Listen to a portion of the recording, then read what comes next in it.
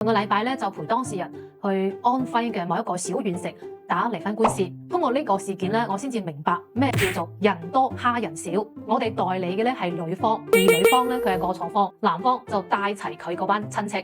咩阿爸阿媽啊、姑姐啊、舅父啊等等，足足坐滿成個法庭。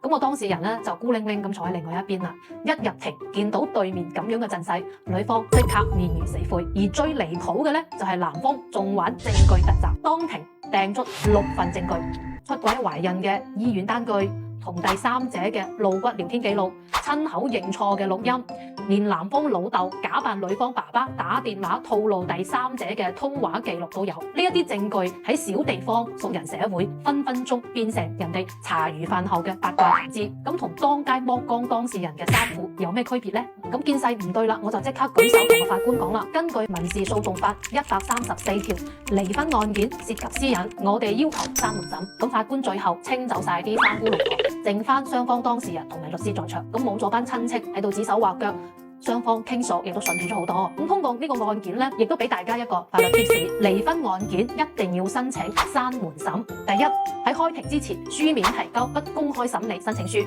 第二，如果喺庭上發現對方帶人圍觀嘅，即刻口頭補充申請；第三，引用民法典嘅1032條，自然人享有私隱權，加強說暴力。咁好多街坊咧都以為離婚庭就好似 TVB 劇集一樣任人圍觀，其實你係有權閂門解決家事，驚家醜變成咗村口嘅廣播站素材啊！你驚對方親戚指住你嚟鬧，或者你驚你嘅仔女聽到父母喺度嗌交，就一定要記住呢一個法律盾牌啦。